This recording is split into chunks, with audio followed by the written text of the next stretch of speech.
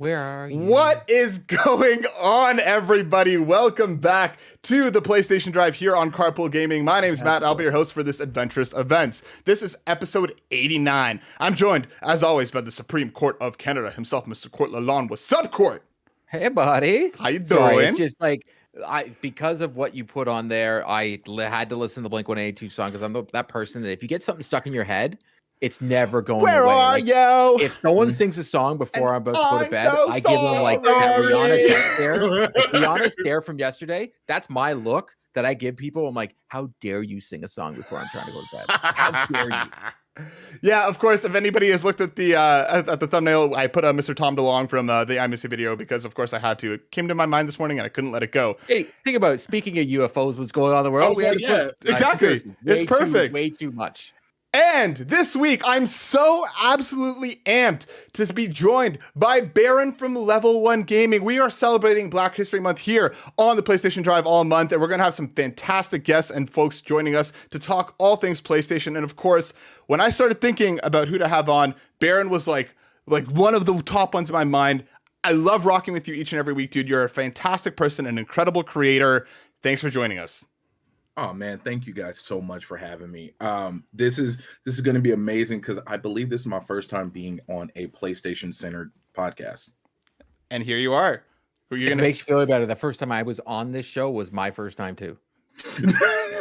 and the first time I was on this show was my first time too. But Baron, before we get into the rigmarole of everything, if somebody somehow doesn't know who you are and doesn't know about LV1 Gaming, please hit us with the details. Yes, so I am Baron, but I go by Baron J67. That is my social media gaming handle if you want to find me anywhere I would like you to find me. And I LV1 Gaming is a Black-owned, minority-operated gaming news site where we like to give folks an opportunity to cut their teeth to get into the gaming journalism space and content creation space. So where everybody else says no, we'll offer you an opportunity. That's definitely the elevator pitch. But yes, and everything from news to reviews and anything in between. I mean, one of our most popular articles is definitely about which white shoes you can wear besides Air Force Ones. Yeah, so it's all there for you.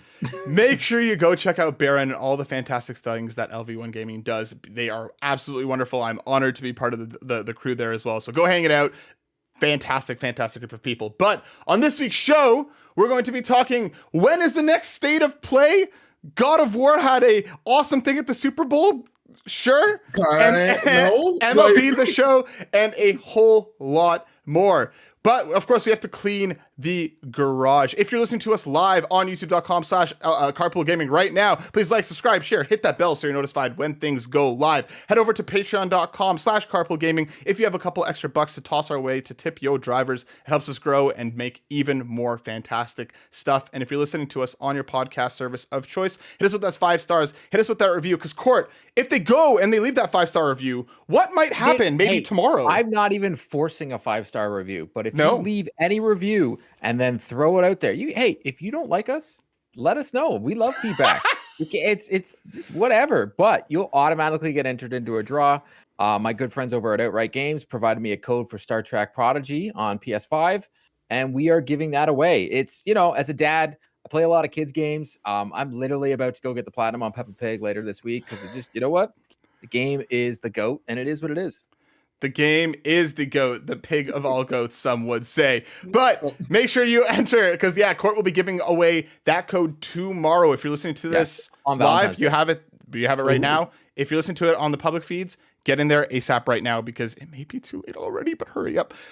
All right, guys, we got to start the show as we always do, because sometimes, when I think about songs, right, there's a theme this week, right? We have Tom DeLong on, we have him on the I'm blanking on the thumbnail. There we go. Today, Junior. We have him on the thumbnail. Court's already been singing. I've been singing, and I want to know what's been on your playlist. What have you been playing lately?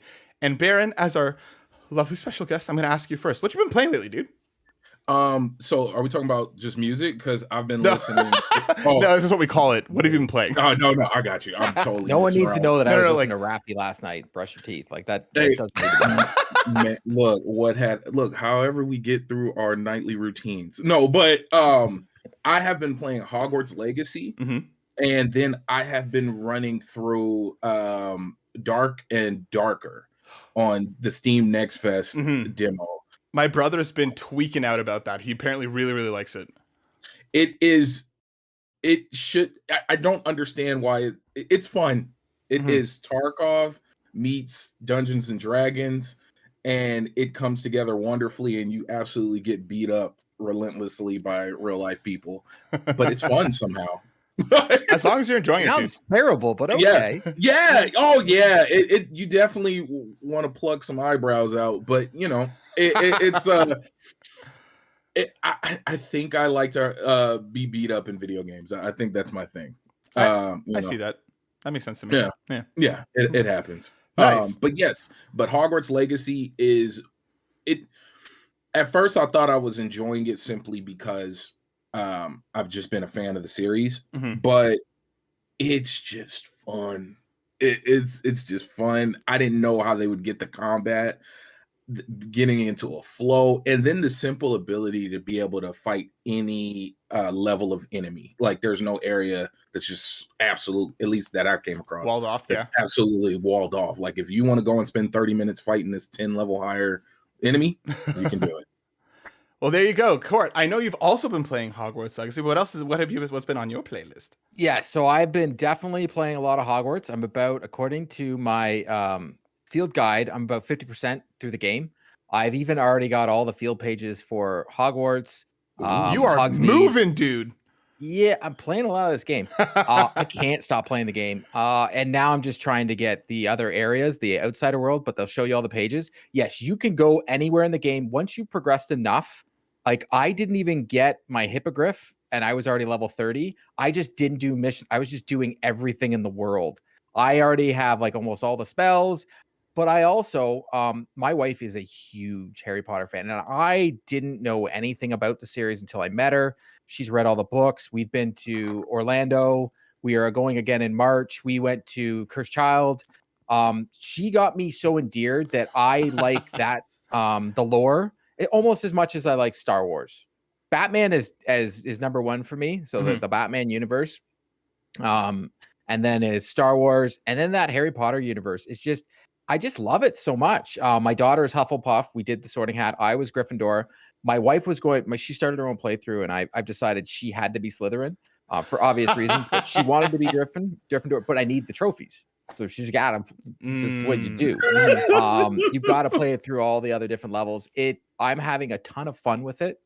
I'm just having so much fun with this game. There hasn't been a game like this in a long time where I'm just like, I can't stop playing it. But I've also been playing Returnal for the very first time. So our great friends over at PlayStation Canada provided me a code for review. So I've been playing this game. That's as much as I can say.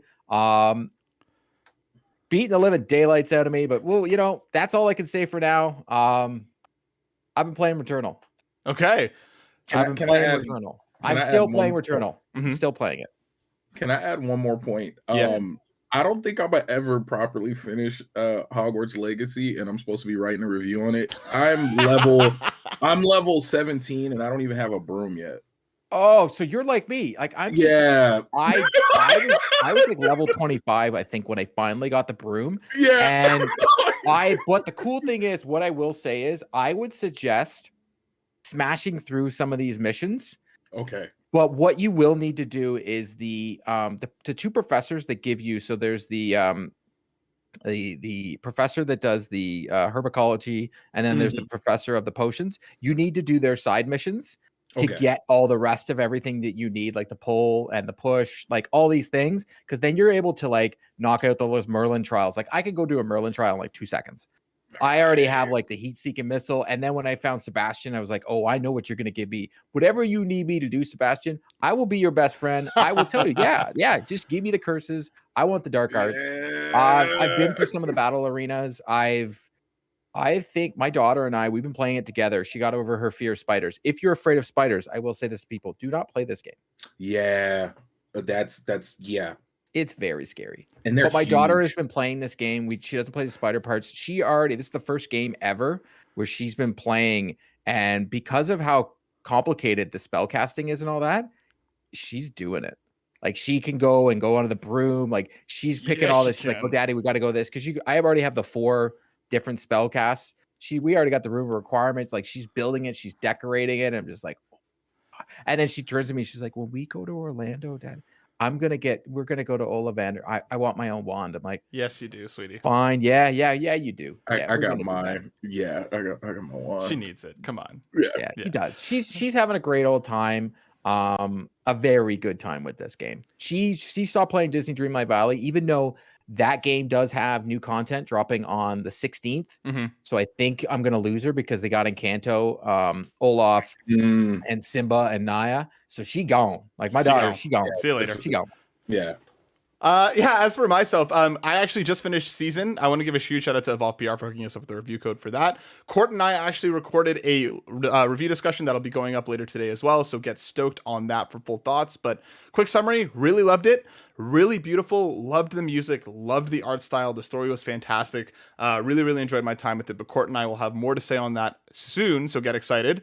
And the other thing that I have been playing, I'm still just because Hi-Fi Rush came out right before I left for my vacation, reinvesting in that, been playing into that. But I think Dead Space is next on my list. I think I'm going to be picking it up real soon. But also with Like a Dragon Ishin and PSVR 2 about to hit, things are about to get busy because, Court and I are getting the PSVR 2 day one, and we're going to have a lot to say. So strap in and get excited for that.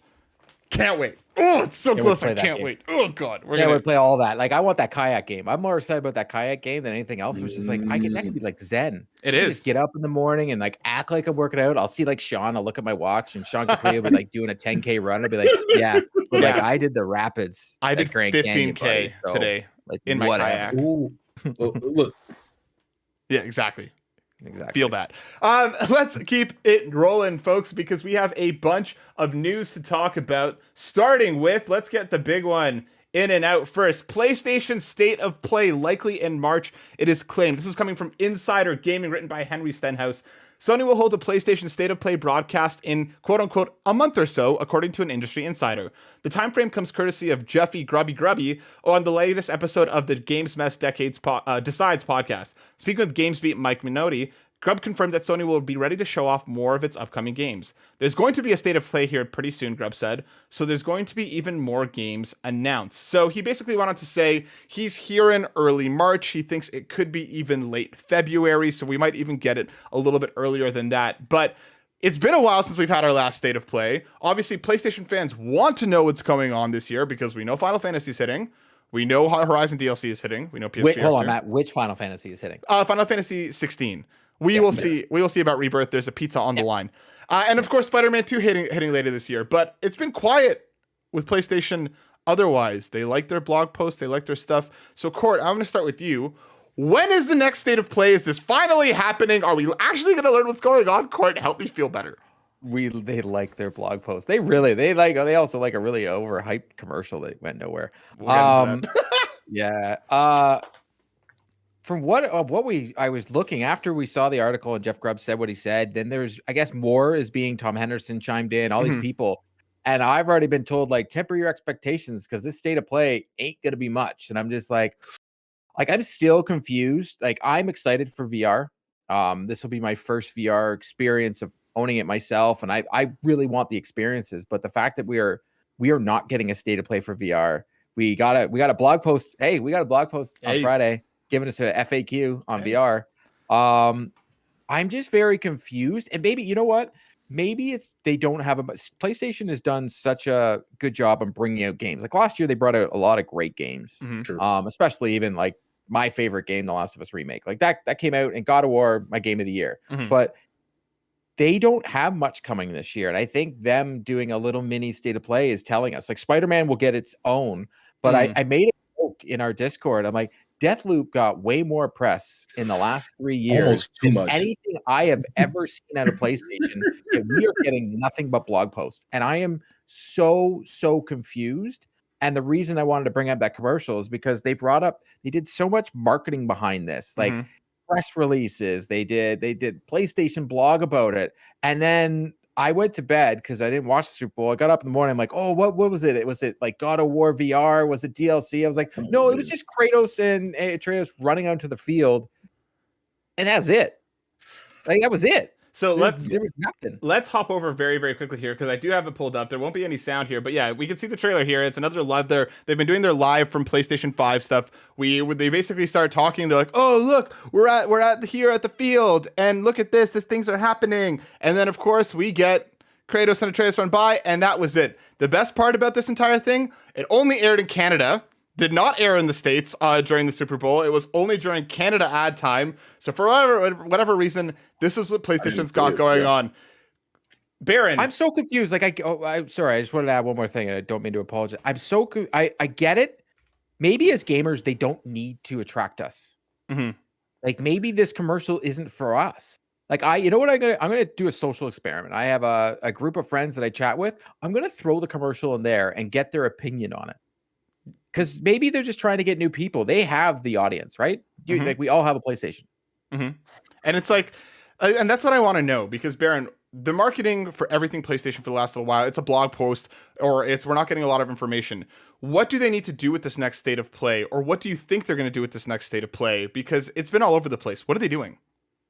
I think this next one is going to, I honestly believed it was going to be a PlayStation VR 2 like push, because that would make sense, right at the cusp of the release, everything's going good. Let's show people the value of this product, because I really do think, outside of the people who are day one pre-orders, but the folks who are thinking about walking into a store and trying to grab one, I think they're on the fence just because of the price point, all of that business. But that's what I thought this next event was going to be for, because I don't believe they try to market to the people who own, like, I know I don't have a PS5, shame, but to most folks, dare you, sir? Hey, I know, but I'm honestly waiting for the console refresh that I know is going to come with, like, all PlayStation consoles before it. Like, that's what I'm waiting for. Fair. The thing is too big. I would have to redo my entire setup. Just to, like, I had to mount it under my desk. I had to mount it under my desk. It would have to be something along like how I have my desktop, get a whole new chop something, and like it would, and then I would call my wife to do it because I'm dangerous with power tools. Like, it wouldn't go well. Like, so beside that point, I don't think they're trying to sell us anymore. They've been riding high for years. When you think gaming, the way people back in the day used to say, you just playing that Nintendo. Now it's you just playing that PlayStation. Like, they don't have to sell us anymore. And the proof in the pudding, or at least they don't believe they do. The proof in the pudding is the fact that commercial didn't even run in the States, because I thought I missed something. I had no idea. Like, of course I knew from the social media end, but in terms of, like, nothing happened on TV for me, right? So so I was like, did I miss it? And then then you had the competition. They were doing stuff, the big game, and I didn't see anything. So weird. That was weird too. The Xbox, that was extremely weird. Man, that was so bad. That was so bad. But that's not. And their Xbox is usually rock stars this gen, like rock stars. But I don't believe they have that need. So what do I think we're gonna see? Because I'm talking a lot. I think we're gonna get maybe some Spider-Man like talk, maybe, and we might get like a longer trailer of Wolverine, because Wolverine is supposed to be next year. Yes, end of next year. So it would be good to give us a trailer cinematic. I don't think we're going to get gameplay, but at least a little stretch, a story, like a premise of what time frame, because we know Logan is old as dirt. Like, so it just, I think we'll get that. If it's not a showcase to really push and really lean in and sell this entire new product that you are ready to put in people's hands, and I would think this would be a great place to really double down on what Maybe we can go back to the old school Ubisoft. Hey guys, which way are you going? Let's go. Let's get dancers on stage. Yeah, I really think that like with this next one, like I think we are going to see a bit of Spider-Man 2. I think Court's right. We'll get like a full deep dive into that. But like I think they're going to need to put some stuff, or else it's going to be what's the point of the state of play all over again. Probably getting an update on Little Devil Inside, right? Like that's something that's been they've been talking a lot about. So I'm guessing we're going to get an update on that too. Maybe more Final Fantasy 16. I just have to like. I have to think that Factions is going to be there. To me, that game is so imminent. I don't see how they can keep talking around it without like being like it's coming in the next few months. Or even like they put Uncharted in this commercial. Yes, there is Uncharted in this commercial. Uncharted is in the commercial. It is Drake's daughter, but nope, nothing. We hear nothing about it, but it's in the commercial. So that's what I mean. Laura Croft. You think it's Cassie? Yeah, that's you think definitely not. She's blonde. Yeah, like everything is just telling me it's Drake's daughter. And like that's what other game do they have that you're in Tombs that's a PlayStation exclusive that you look for treasures? It's Tell me another one. Crash Bandicoot remake. Yes, fair enough. Yeah, I don't. I hope. Isn't like that an Xbox game now? Oh well, at least in the works. Yeah, I don't know. They need to do something. They need to do something soon with PSVR 2 hitting, with so much stuff around the corner. Evidently, rumors are saying that the embargo for PSVR 2 is the 15th, so we may find out more about that very, very soon in just a couple days. So you know, if we hear about it, we'll be talking about it, and of course, we'll have it in our hands next week. So I don't know. State of play. Give me a date. I want you to look inside your crystal ball, and I want you to give me a date in the next little while. When is the next state of play?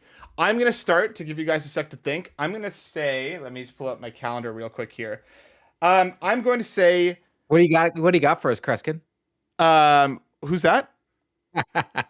Who's that? I forget it. Let it go. Go watch The Last of Us post show if you want to know what Corey's talking about, because me and Sean sure didn't. I'm going to say the 23rd. I think it is going to hit before the end of February. I think it's going to be around the launch of the PSVR 2 that they might. I think we'll get a game or two from PSVR 2 kind of to, again. PSVR 2 is what, the 22nd? I think so. I think it's around there. You're going to have the state of play the next day? Why not? You best be having VR stuff in that. I'm saying. You have to. Oh, no. PSVR 2 is PSVR 2 is in February. It's the 22nd. Yes. No, I'm talking February. I think we're going to get it in February. You think we're getting it in February? Grubb said that he wouldn't be surprised if it hits by the end of February. So I think we're going to get it earlier. If we get, that's what I'm saying. If we get State of Play and PSVR 2 launch on the same week, that's going to be PlayStation week. Like, why not? Just give me Golden Abyss in VR. Whoa. That would be cool. Baron, give me a date. When are we getting the next State of Play? I was thinking like March 28th. Okay. You're thinking late March. I'm thinking late March, maybe to gauge a little bit how because who knows if the show's even like just absolutely ready to go, right? Because they never do big stage events. It's usually chopped together voiceover stuff, maybe a few interviews. It's not like a grand. It's a big showcase, and I love the way they do it, but it's just not like a actual physical showcase. So I'm thinking you see how the PSVR goes for the first couple weeks of launch. You see how it moves. Do we need to, even though I still firmly believe they definitely need to do a deep dive, maybe even interview people who've had it, find super fans in the community, like just really, really dig into the weeds and sell it. Because for me, as somebody who has a Quest 2, the idea of the PSVR 2 is still kind of like, it's a hard sell for me. But I know there's plenty of people who are going to love it. And that's why I think the 28th, end of March, will be a solid way to kind of, do we need to sell the PSVR 2 more? Or do we just go ahead and hit them over the head with a bunch of Spider-Man 2 stuff for 20 minutes? Yeah. Like that's what I think. I gotcha. Okay, so we got end of February, we got end of March. Court, where do you fall on the timeline? When is the next obviously I'm gonna have to be different. I can't be the same. I like end of March. I think it just if we were gonna get something sooner, I think certain leakers would have already started putting stuff out. Jeff Grubb saying, I think we're getting one, is totally different than, the Tom Hendersons and the, what's the other, the Snitch? The Snitch, who's retired but not retired. Tom DeLonge. Yeah. Tom DeLonge. Pitcher. They usually put out like, hey, here's this game, blah, blah, blah, blah. Mind you, we don't know what they even have to talk about. Like, I even think if they just do developer direct stuff, I'm just gonna be like, really? Like, I'm at this point where I'm just like, you got to give me more. I want games on VR. I want games you didn't know about. I think what they also don't have going for them is Xbox and Nintendo were just like, hey, PS, we're shadow dropping something awesome. Yeah, like, Xbox had Hi-Fi Rush, Nintendo had Metroid. Yep. PlayStation's like, how quickly can we get Factions out? Because I'm agreeing with you, Matt, because Factions is going to be a game I will not stop. I loved Factions in the original. I love the multiplayer. It was one of my favorite multiplayers to play in a long time, and I'm not a big multiplayer person. So that's why my guess is it's probably going to happen purposeful. I am in Florida from the 13th to the 24th. So it will happen on March 16th because that's just the way it works. Because one, it'll get in time with people. The Last of Us season finale is on the 19th. Okay. So I'm away for 2 Last of Us episodes, by the way. So you're gonna have to find someone. Sean, we'll talk about it. No. I have. I'm watching it while I'm in Florida. Oh, I know. Yeah, look, I was like, it's happening. But I'm away for both those episodes. So I'm gonna say the hype gonna be built around the last episode. And I know people that have bought PlayStations now just to play The Last of Us just recently. Yep. That it might be perfect timing that the hype level is going to be so high that they're like, hey, here's another final trailer for Last of Us on PC. And Last of Us Factions is available right now. Do you think, and this is the last quick question before we mosey on to our next news story, do you think then we get a Last of Us 2 PC port announcement around that time as well? No. No? Too early? This is PlayStation and they take forever on their PC ports. Okay. Baron, what do you think? You know what? I was going to say I expect that before I expect Factions. Really? Wow. Yeah. Only Don't because hurt me. I'm going to tell you why. Yeah. And maybe I've been living under a rock. Have you guys seen any in-game screenshots? No. Only anything. No. All concept art. You're right. And that's True. That's the only reason I believe we'll get a Last of Us Part 2 PC port before we'll get Factions. But isn't Naughty Dog turned into like a 2K where it's like, hell no, you ain't seen anything. Yeah. I mean by like the hush out of that. Yeah. I would honestly put Naughty Dog up in that echelon. Like it's not Grand Theft Auto. Oh yeah. But you have your S tier developers and Naughty Dog's there. 100%. Oh yeah. Yeah. Oh. Like they're not like Ubisoft giving away everything on the subway or like on the bus. Like that's not happening here. If it was Ubisoft making Factions, we'd already seen it by now. Like we'd already seen everything. Yeah. We'd have had a leaked alpha already. I think with everything going around that studio right now, you want to like it's almost as when we talked about the Nintendo Direct and we're like, how did there's no Mario game? Like you have a movie coming out in April and you didn't talk about a Mario game.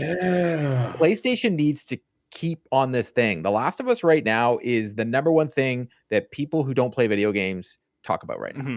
Everybody 100%. I know is talking about the show. They're texting me. They're asking me what's happening next. And I'm just like, I'm not going to tell you. It reminds me of Game of Thrones half the time. Yeah. But you could capture a huge audience if you're like, did you like this? You can now play it on PC. And there is a multiplayer that is free to play if you sign up for PlayStation Plus right now. Easy lock. Oh, easy. How you get subscribers, you get people buying the console. I don't know, man. I'm gonna be honest. I like money. They like money. I believe you, but the simple fact that we still don't have Crunchyroll tied to PlayStation Plus, is forever a thing that makes me question how much they love money. Because it would be worth signing up for PlayStation Plus alone. If Crunchyroll, even if I did not have a PlayStation at all, that is your opinion. No, I'm with him though. It's especially I'm telling as somebody who pays for Shonen Jump, as somebody who pays for Crunchyroll, I would have gladly thrown all my money into one pool and had PlayStation Plus as well. I'm with you, and you. they have that.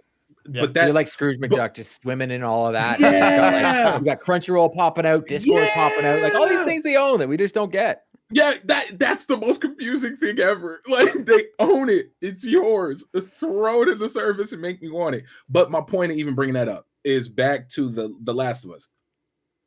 You would think they would be working overdrive to make this happen. Like give us, okay, let's say Factions does come out.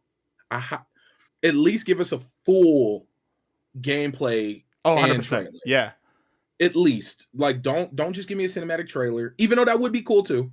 but let me know it's I know it's real, but let me know that it's on the horizon, that it's not in 2025 or the end of 2024. Yeah, that's crazy. I feel like it just feels so futuristic just talking like this. Like these are real numbers, right? We should all have a VR headset on and just just be like talking to each other. Yeah, I don't know. I could totally see them being like, here's your first gameplay footage, and the beta starts today. I could totally see them doing that. Easy. That would be awesome. Well, beta alpha, like it's so easy. Like I think one of the greatest things Destiny 2 did, and Jesus, they could just give us the Destiny 2 deal. When's that new Destiny 2 coming out? End of the month, but we're getting one on Essential. Yeah, we're getting it play. Yeah, but they could drop. But when Destiny 2, the original Destiny, had that alpha on PlayStation, everybody downloaded it. Mm-hmm. Everybody did. Yep. Do an alpha on factions. Give us one map. Yeah, that's all you got to do. You don't have to give us much. Give us one map and say that you can play it for 2 weeks. Everybody plays that game. 100%. 100%. All right, folks, let's keep this train rolling to our next story. Coming from Tom Henderson over on Insider Gaming, Sony anticipates 10 million plus PS5s to be sold in Q3 financial year 23. Following Sony's latest report of the company having its best quarter yet ending December 31st, Insider Gaming has received information from its sources suggesting that the company is expecting a further huge increase in PS5 unit sales at the end of this year. It was anticipated to be, so we got the numbers that it was just 30.5 million units sold, and then they are obviously pushing for a lot more. Why do you think they're ramping up? To me, this is easily Spider-Man 2. Like, this is easily, not Final Fantasy 16 to that extent, but again, that will be a... No one cares except you and Ryan. A lot of people care. No one does. I care. Yeah, thank you. No, you also like it's fine, man. But like Final Fantasy, when we talked about the bubble before, Final Fantasy is that thing in the bubble. It is literally like gamers are just like, I love this thing. And anybody else who doesn't play video games is like, what are you talking about? You go from collecting plants and helping the townspeople to slaying ancient deities. Yep. This is the natural progression of things. 100%. It won't happen. Yeah. So let me ask you this, Baron. I'll start with you. We know it's Spider-Man 2. Do you think it's just Spider-Man 2, or do you think that there's something we don't know about yet that they're getting ready and they're like, this is going to push consoles? I believe they're looking at and this is not out of the box, but I think they're looking at the success of The Last of Us. Why? True. I'm gonna be honest with you. That was because that's a huge number. That's a huge growth. What, third year of the cycle of your console? Mm-hmm. Like that. It's not like just probably 10 million people have been born, but that's beside the point. But seriously, that this show is that huge. If Game of Thrones was based on, because Game of Thrones books sold. But imagine if it was built off of a video game. Mm-hmm. People would want to play that video game based off the first at least 3 seasons success of the show. So knowing that we're still within the first season of the show and people are wanting to know what the true experience is, and then seeing how close it mirrors, I would base a lot of this growth off of that, because you got people who didn't even think, let me go and get a PlayStation or let me go and game. But if this story is based pretty much exactly bar for bar off of this story is based off of a game, mm-hmm. I want to experience it. Okay. That, along with, of course, the big IP of Spider-Man and Wolverine. Okay, I gotcha. I mean, come on, it's Marvel. It's you can't go wrong with superheroes, and then you got some classics. So it's a perfect storm, in my opinion. And those estimates, it's very safe. You think it's safe? Okay, cool. Court, what do you think? I have to I think he's bang on with that with this take, because this show is doing crazy things where I'm getting texts from friends going, hey, so I'm going to get a PS5. Should I get a digital or a physical copy of this game? Like, how does this work nowadays? Mm-hmm. And then they were like, so how does their online thing work? And I was like, well, do you know what Game Pass is? And it's just like, nope, they don't even know that. Like, that's the bubble we live in. I'm like, okay, well, they have a thing called PS Plus, but I'm going to, you know what? You're just going to get this version because it's way too convoluted. Yeah. But you're just going to get the base version, and you're going to be able to play The Last of Us remastered if you go buy it right now. And they're like, mm-hmm. What? I'm like, you could go get the remake, but like, you can play this game right away by just buying the console. And I'm like, and you'll also get Spider-Man, PS4. Like, they're like, mm-hmm. What do you mean Spider-Man? I'm like, oh yeah, Spider-Man is also on the console. Like, and then like the light bulb turns on, and they're like, mm-hmm. well, yeah, I'm gonna go buy one. I'm like, yeah, just go buy one. Mm-hmm. Like, there is, two very comforting things. One, you have all these people who are like, I love The Last of Us. I love it. I love it. I love it. I want to play the game. Mhm. And then you're like, oh yeah, you know that other thing that you love from your childhood called Spider-Man? Yeah, that's on there too. And they're going to drop a new console with Spider-Man 2. The Wolverine isn't a system seller, especially when they're making this game rated R. It is a system seller to maybe my age group because we grew up with Wolverine, and also Canadians, because like, you know, Wolverine's Canadian, like he's ours. Yeah. All right. Yeah. He's ours. All right. Just let it go, people. It's Canadian. But this Last of Us 2, think about how much The Witcher did and Game of Thrones did. These phenomenons happen. And we're going to the people that love The Last of Us, we're either going to get sick of it or we're going to enjoy the ride, because it's going to get to the point where your friends, I already had a buddy who's like, this is what I think is going to happen in the next couple episodes. I'm like, yes, so no, I played the game, but I appreciate the theory, but like people are developing fan theories that don't even realize, you know, there's a game that can just give you the answers. It's just go play the game and you'll have your answers, but people are really enjoying this. So it might make Last of Us so mainstream that we hate it because, you know, gamers like to complain about things. Yeah, right.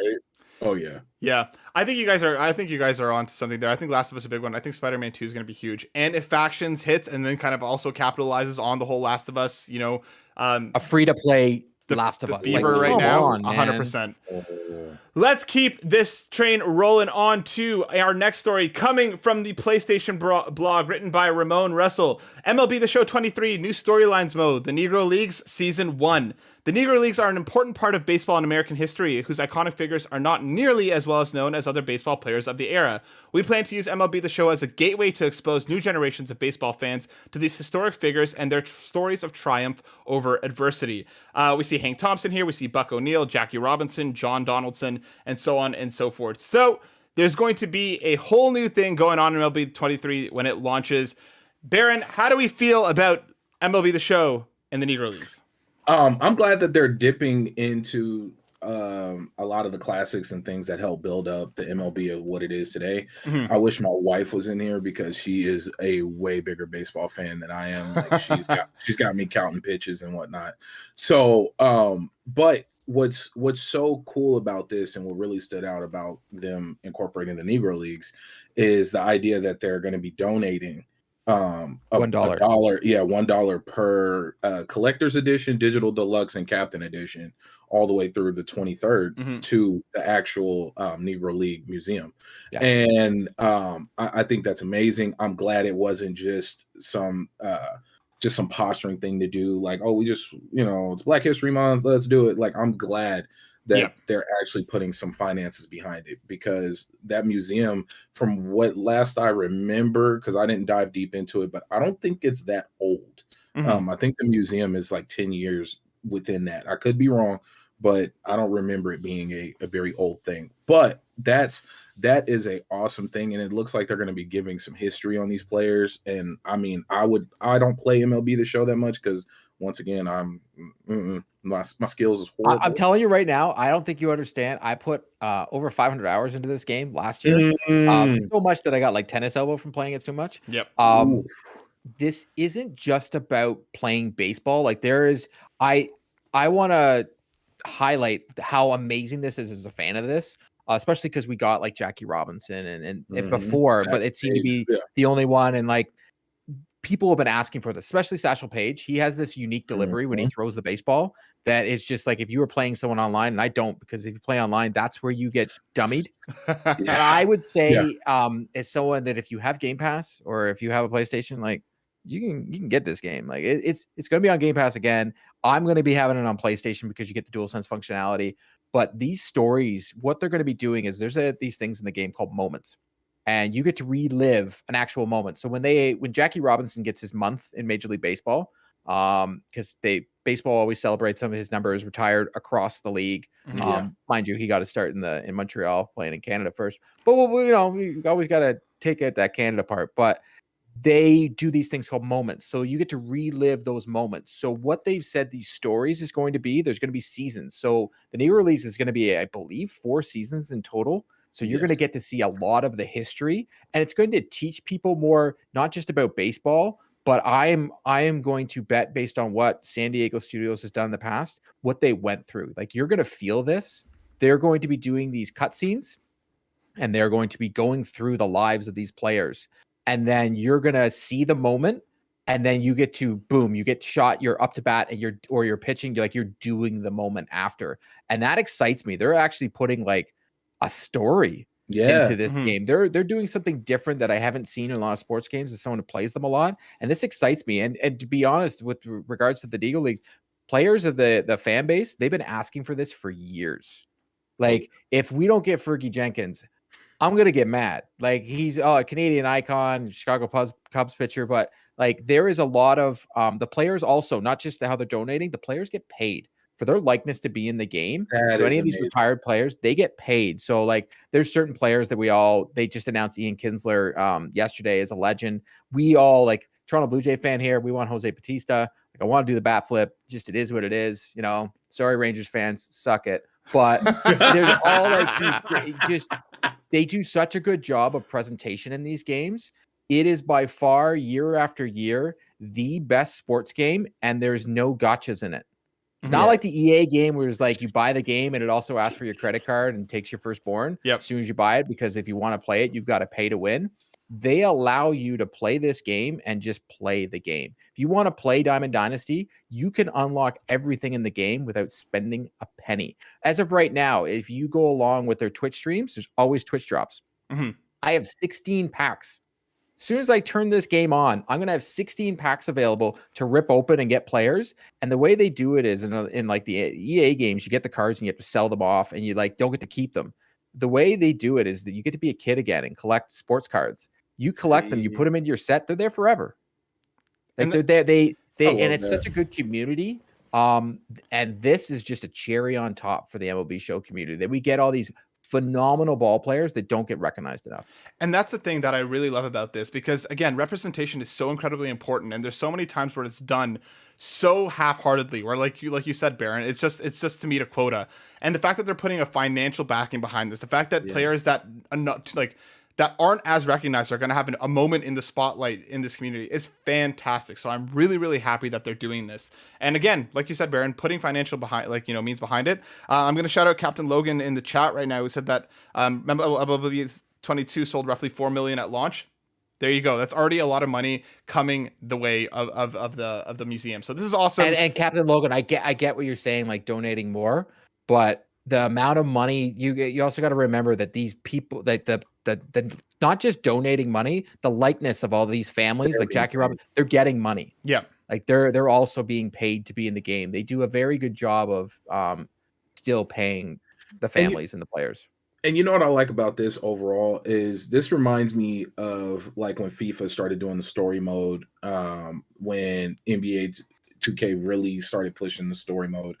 I like the idea of giving more value to the players because this is awesome. You give a whole new aspect on top of all the other things, because I didn't put that much time into the show, but I know like there's a lot to do within that game. And I just think that's amazing. That's always a big plus. It's more, to the fans. And Jeter's on the cover. That's huge. Ooh, like that's something they've been asking for forever. And it will sell. Yes, they sold.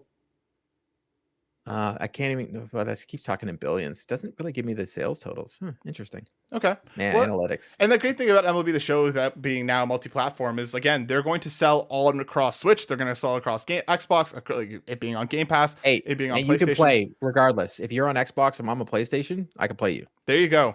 So go support MLB The Show. Go support this fantastic initiative because it's really, really cool.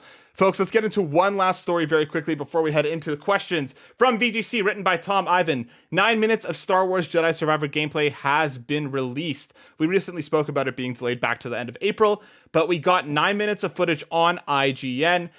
We see the mission sees protagonist Cal Kestis, one of the last remaining Jedi in the galaxy, seeking help to fix his ship after crash landing on a planet called Cabo. Now, I haven't watched this. I'm on blackout. I just want to play the game at this point. Baron, have you checked this out? Okay, so I'm gonna tell you, I broke my blackout rule for this, so now I'm bothered. But it's okay. We're still friends in a good way. I'm bothered in a good way. Yeah, I'm bothered in a good way. I'm so happy right now. Yeah. So I am pleased. No, but I'm going to go on Twitter and tell people how angry I am that I'm happy. But no, one thing that really caught my eye that was so cool was the quick swapping between 3 forms of lightsaber use. That was one. Oh yeah, I'm spoiling. I'm going into detail here. Hey, it's all good. It was on the bottom left, and that was the greatest thing ever. Yeah. No, that was easily the coolest thing. Now, I was at first until the end of the video, I was a little worried about the dual wielding. It did seem clunky. But then towards the end, he started doing the throwing ability and then the blocking and the quick riposte. But it just right. That caught me off guard. Right, but no, it was just so cool. And because at first I was like, all right, it's gonna be the dual saber, like that's what it's gonna be the whole time for me. I just hope they don't make it to where, and they probably will just for mechanics sake and just to give a little flair, make it to where you have to use the sabers in a certain way to defeat certain enemies. Or I puzzles. hope, You know what's happening for puzzles. yeah. Oh, yeah. I just hope it's not that way for combat, which I'm probably going to be completely wrong. But I want to be able. If I want to go dual wield the whole time, let me go dual wield the whole time. Yeah. That's my thought. Court, I know you're just a little bit excited about this. So how did those 9 minutes make you feel?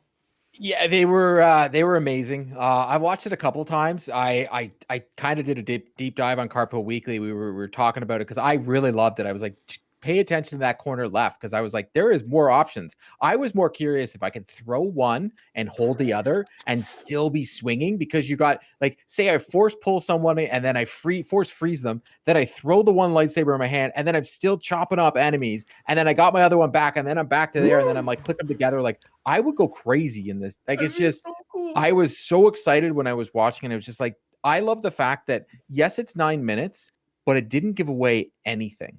It just gave away the grappling hook, which we knew was coming, which is like, every game's got to throw in a grappling hook. It's like an easy, hey, we need to add something to the game. They're like, grappling hook? Like, it's very easy. It's not Star Wars in any way, shape, or form, but sure. Cal Kestis is now canon, so I'm with it. I'm still waiting for him to be in the Mandalorian season. Are we on 4 now? Season 4? Season 3's coming up? Yeah. Oh. Yeah. Yes, Cal Kestis is in it. Like, yes. I'm gonna put some time on that. He is in the show. Like, it's happening. But I just loved everything that we saw. It made me want the game more. Usually when they do these things, I'm like, oh, I don't want to see anymore. And this one, a friend of mine was like, he texted me and he was like, no, you need to watch this. Like, it's actually, as a Star Wars fan and someone that is excited for this game, it was like the perfect 9 minutes. They put us on this little planet. They didn't really show much. We did get to see, like, prequel droids, which was kind of cool. Like, if they're just like Roger, like all over the place, I'm gonna love every minute of that. Yep. It looked like they gave a lot of fan service. The only thing that I saw clunky that I've seen in the previews is the riding. The mounts that we've ridden, those do look clunky. And then there was one scene where they were about to have a match and to do the a fight, and I saw the one character off to the side. I'm like, he looks weird. But Barrett, I want to tell you, if you want, I play every game on baby mode because I got a kid and I just don't have time to get the living daylights beaten out of me.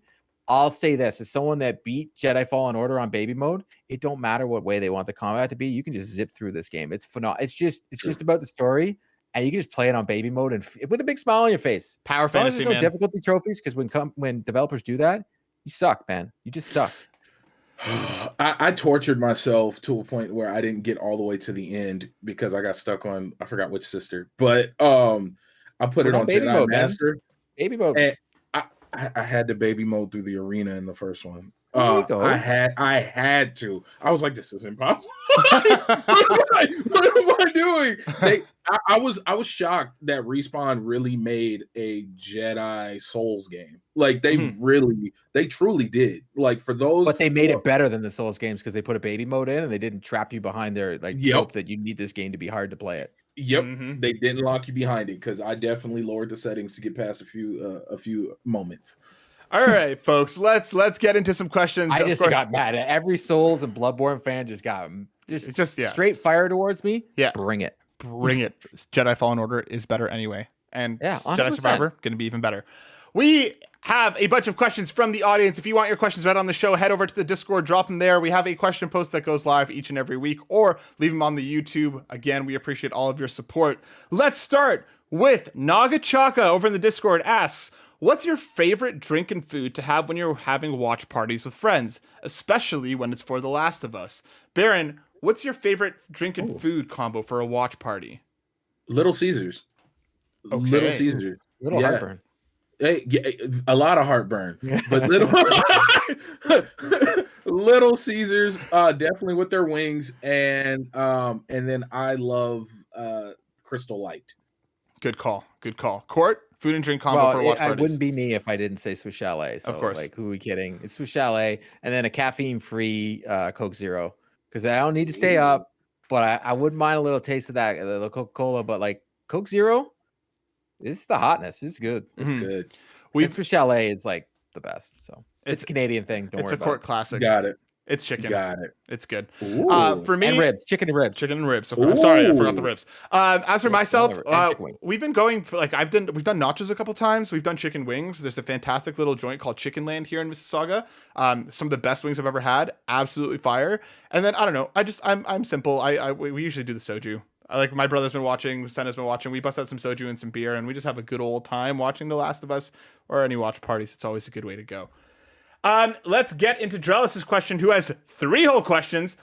Number 1, what are your top 3 VR2 games that you want to get started with? Court, because me and you are going to be in VR land very, very soon. What are your top 3? It's the kayak game. Like I can't. And then you got Star Wars, Galaxy's Edge. As someone that's been there, yeah, I'm buying that. Like I'm back in, and then I want to play Moss. Nice. Moss too. I am very excited about that. Like Horizon, yes, like they're there, but like those are the 3 that I'm like, I really want to experience what everybody said about Moss from PSVR.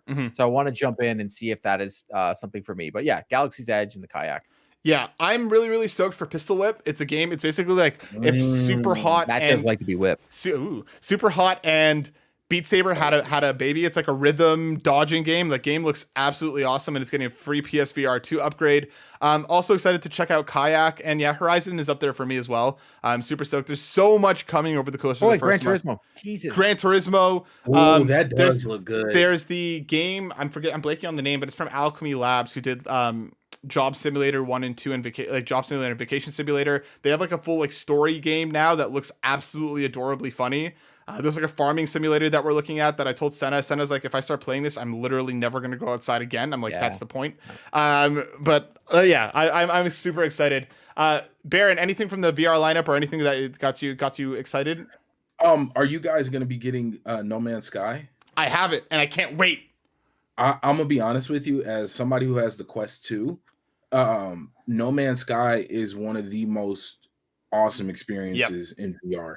Being able to look around your cockpit and like, depending on the type of ship you have, if there's glass towards the bottom, you could legit look down past your legs and see like just space or whatever. It is one of the coolest experiences that I highly recommend. That, and then look, if you guys are going to get access to the like those travel ones, like I know you mentioned the kayak, but there's another, I forgot what the game is called, but you get to go in different places in the maps of the world, and like there's like random spots where people have taken like 3D photos, and you get to like go and be in that moment in time and just look around, and it lets you see the world, lets you really dive into it, and it's just a bunch of blips on the map, on the world, on the planet, and just go dive in what's going on in this part of Morocco, and you just go and it's a freeze frame in time. You get to look around. So check. Hopefully you guys get a lot of the, I don't know if it'd be called utility stuff. But go check into that. I'm all about the experience. Like, that's what I'm using it for. Like Moss will probably be the only game I play before along with Horizon. But I want it for the experiences. That's what VR is to me. If I'm going to sit back and play a single player game, I'll play it on my console. I want to be on the Colorado River. I want to pretend that I'm jogging 5K like Sean Capri. I just want to pretend it. I don't want to do it. Pretend. And I have to shout out Splash Attack, aka what's up, Darren? In the chat saying Resident Evil Village, of course, with the free VR2 upgrade. I am ready to never leave Lady Dimitrescu's castle. I'm gonna have a good life. Our next question from Jellish says, a father to father question. How do you want to manage your daughter's exposure to violence and horror in video games? Not out of a perspective to prevent or protect her, but rather as someone who accompanies their child in this process of maturity. What are your thoughts? We have two dads on here. Perfect. Court, what do you think about Jellish's question about managing your daughter's exposure to violence and horror in video games? So for now, a perfect example is Hogwarts. We don't go in the Forbidden Forest. She doesn't. This just doesn't happen. As soon as night comes, I sit down and do the press pause, press R3, boom, it's daylight cycle again. I'm like, I want her to see it in a positive light. And when it's night into Hogwarts, the enemies get tougher. And spiders come out of nowhere. So I'm doing that. And then with regards to other games, I stick with certain developers. So she can play Astrobot, no problem, because I've already played the game. A lot of times what I'll do is I'll play the game first. Spider-Man, she knew as we played this game, she's only allowed to swing, no combat scenario. As soon as a combat scenario knows, she pauses the game, puts it down. I'm with her. Mm-hmm. I'm also sitting with her. Very rarely do I let her play by herself, unless it's a game like Disney Dream My Valley. Mm-hmm. Play all day, don't matter to me. And then a developer, Outright Games. They do a phenomenal job of making games for kids and taking away the grind of making it hard for no reason.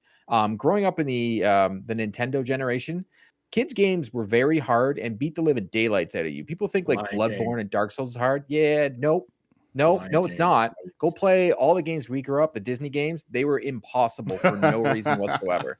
So I make sure that she can only play certain materials. It's just like with Disney Plus for TV. Mm-hmm. You can actually put an age restriction in there. So she can't even watch Moana unless I'm there. It doesn't let her. It's just out of it. And Xbox does a great job of this with their family. You can actually go in there and change the settings of what games they can play. But for me right now, my number one thing is I sit with her. Okay. I make sure I'm with her. So if something comes up, we have a conversation about it if need be. Otherwise, she's not playing Call of Duty. That ain't happening. Yeah. She ain't playing Grand Theft. Like none of these things are happening. Yeah. Easy when my buddy's like, my 8-year-old's playing Grand Theft Auto. I'm like, have you played this game? Have you that's my thing. As a parent, I play games. I know what they are, so I play them with her, or I play them first and decide whether she can play it or not. Like I said with Spider-Man, that's the closest I've ever come to letting her play a game that has violence. In Hogwarts, she is not allowed to do any of the missions. So we just don't do. We just do. She flies around on hippogriffs. She collects animals. That's all she does. Mm-hmm. She walks around Hogwarts. She doesn't do anything that has to do with combat. Okay, that's my rule. Just no combat. Okay, got it. Baron, what about you? So for me, my kids they partake in the combat, but they play. So my daughter, I started her off with Kirby. She's playing Kirby in the Forgotten Kingdom. And it's violent. Yeah. Oh yeah. Remember when Kirby beheaded that guy? It was wild. He ate a car. But the violence is there because she's like, oh, I just defeated the big, she's using these words. Oh, I just defeated the big penguin. And I was like, all right, now moving on to the Cloud Kingdom. But they don't get to play online with anything. Kirby, what games do we have now? Kirby, Minecraft. Kirby and Minecraft. That's what they get to play. And the Minecraft, of course, is creative mode, no online. And then all the different build your own character worlds on the tablets. That's so the reason I do this is because one, these little buggers go to school, and I already know when I was growing up, there was only so much I could not hear about. Yeah. School is the public realm is real. And I know that when I try to hide stuff from them, they go looking for it. And they really, because mine are, well, what's this? Well, why can't I? And I'm like, well, you know what? Let's sit down and have a talk. This is why. And I have to go through it. So I always tell people, you do what's best. And you know your children, you know how far they want to go in terms of exploration and what they want to get into. And my little monsters are little monsters. And I just try my best to contain it as best as possible because I know that online is a no-go. That's out of the question. My kids don't even have cell phones, and the tablets are not connected to the internet past Disney Plus, and that's it. YouTube Kids only in my house. She can't. Oh, they have don't any even. YouTube. Yeah. They don't get to watch YouTube. So YouTube Kids, as a parent, Yeah. you'll love it. You can actually go in for settings, and you can actually pick what she watches, like what your daughters watch. So, like, you know that Elsia and Anya thing that's on YouTube? It's terrible. I can't stand it. Is it the two kids that scream all day? So I cut that out. I can go in and just be like, you can't even no, it's horrible. No, it's horrible. Because I don't want to hear it. Like, and it's and then they mimic it. Yeah, like, I don't want to see it, so I cut it out. We don't watch Caillou. We don't watch. Yeah, we watch Bluey. Bluey is like Bluey's amazing. Bluey is amazing, and it's short, and then it grabs their little attention spans, and it moves on, and it's perfect. But no. The drama. I would just say have conversations. Like when we were playing Mario was the first one where they was fighting, and then we got into Shredder's Revenge. It's cartoon violence, but it's still violent. I had to explain to her, like, there's certain ones, like when there's the real third persons, like the Hogwarts, I don't let it because it looks like a person. Heck, my character looks like me, so I'm like, nah, it looks real. So it depends, but I always have the thing like, honey, this is not real.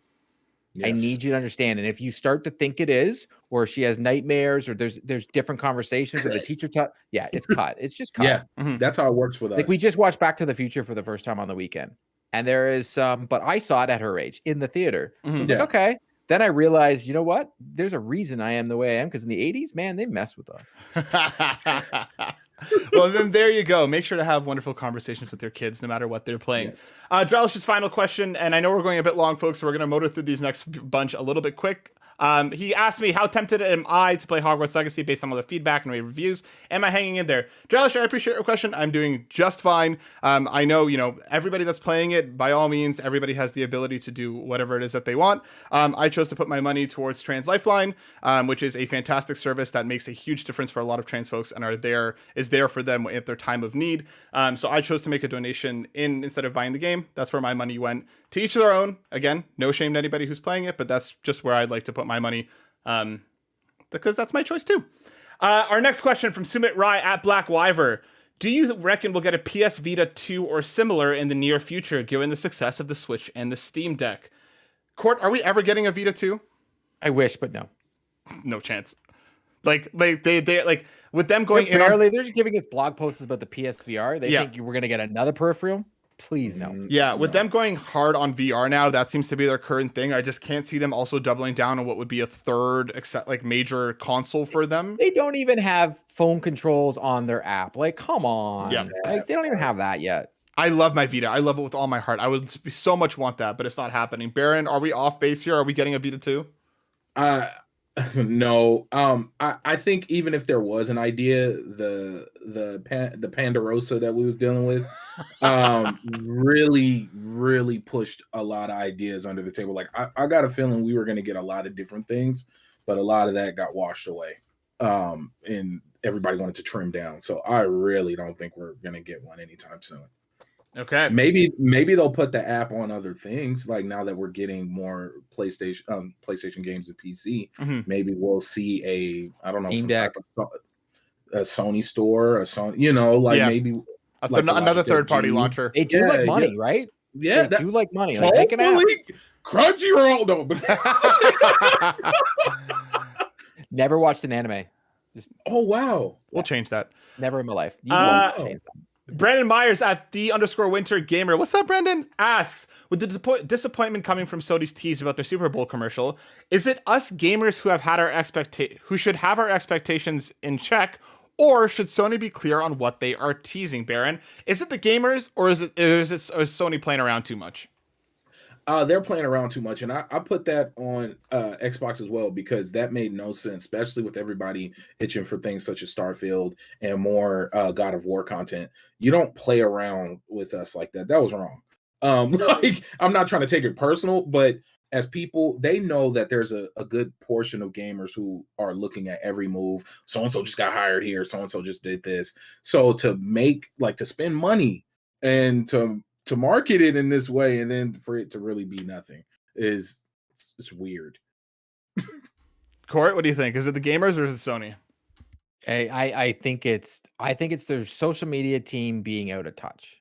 That's really what I think. I think their messaging is just Xbox has done such a great job. So like yesterday when I saw that, I'm like, ooh, they got something. And then when they had nothing, Yeah. I'm like, ooh, that's your first L of the year. Don't ever do that again. Yeah. Because especially with the way social media is so here in the now, it is instant gratification. So when you do stuff and you make a hype beast around it, because PlayStation did that. Levi, a Molnir, or was it The the axe Leviathan. or There's a Mjolnir. Mjolnir No, that was yeah. in the ground in the UK? Like they did this whole thing around it, and I'm like, they have to be teasing like a VR experience. That's what I thought we were gonna get. In my mind, I'm like, oh, they got to be teasing like a VR experience. Hey, you know that thing we haven't really talked about, PlayStation VR? Well, we're gonna give you a Super Bowl commercial. But once again, though, I want to add that caveat that I don't think this was for us. They already have us. Yeah. Like, but when you put it on Twitter, that is for us because the only person that cares or follows you is the gamer. So that's the weird part.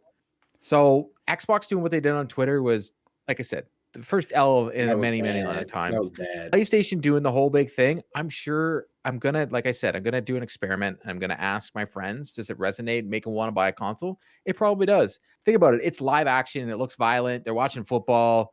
You know, See, like, come on now. for me, I don't know. For me, it just didn't land. yeah, I think the biggest thing here is, again, they tried to drum up hype for it. There's no reason for it. If the commercial had just aired with nothing leading up to it, even if they did the whole God of War thing, even if they did all that stuff and they just had a commercial, totally fine. Nobody would have cared. But because they set us up to believe that it was something, and again, we got a press release about it, right? Like it was on Twitter. We were hearing about it. They were drumming up excitement for something that really ultimately didn't matter. So I think gamers are quick to let their expectations run wild, yes, which is why companies need to be much more careful with the information that they're delivering. And this, in case, I think was a misstep in terms of there should have been no hype up to this commercial. It should have just hit, and that's what it would have been. But I think, and we also just got hyped out of our minds by Nintendo and Xbox just recently. They were like, hey, yes, Shadow Drop, both of them Shadow Drop something. So the gaming community was like, okay, we're all, as Always Sunny in Philadelphia, looking up at the boards going, what was going on? That's what we were all doing. Yep. All right, we have one last question before we wrap here. Josh O'Neill at RealDeal_J O'Neill asks, hey guys, with this rumor that Sony has purchased Ballistic Moon, is this a great purchase? Can it look bad for Sony and Xbox giving ammo for the Activision deal? And then he also asked, do you think we'll see that rumored state of play soon? We already covered that one. So thanks, guys, and have a great day. So Ballistic Moon, I very quickly just looked this up. They look to be an England-based developer. I don't think they've had any games come out, but evidently back in August, we got a story that talking about how that they are working with PlayStation. And I guess there's now rumors that they've been purchased. So this to me, I don't know, maybe this is one of those free-to-play games that we don't know about. I don't think them buying a studio, if they did buy it, that has launched no games, is a lot of like ammo for Xbox in that, right? But again, at this point, anything can happen. This to me is an interesting one, just because, again, we have absolutely nothing about this game. But Court, am I off base here? Does this matter yet? I don't think it does. And also based on like the comments we're seeing through this whole thing, I'm not a legalese, but it's just like for some reason they seem to really care if PlayStation's okay. Like it's like PlayStation, I think the stats were showing like Xbox has like 10% of the market and they're acting like they're number one when they're all talking about it. It's so weird, this whole thing that's going on. And it's, as someone that knows a little backstory about lobbyists and how they do things behind the scenes, I think it's just all about that kind of stuff. And I think Xbox went in this, who had all the money. I think what Xbox's power scares a lot of people in general. Microsoft's power is what scares. And when the Googles of the world stepped in and had nothing to do with this to say, we don't like this either now, that's when everything turned. Like Sony wasn't winning.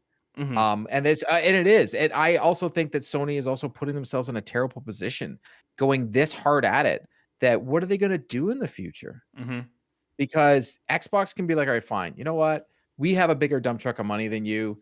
We're just going to do what you did with all the Final Fantasy games. We're just going to, we don't own Activision.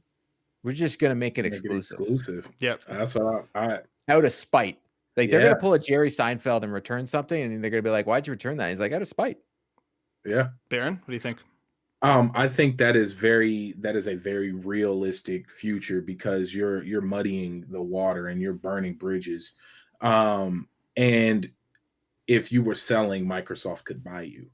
Like that, like that's like, and I get the fear factor, right? Like, even though, in my opinion, the whole Activision thing, without going too deep, I personally think it's the cellular market, the mobile gaming, that's going to be the biggest aspect of all of that. Because people don't understand. Like, my mother is playing, like, my mother and wife don't usually play video games, but ask them how many hours they have on their mobile device playing games.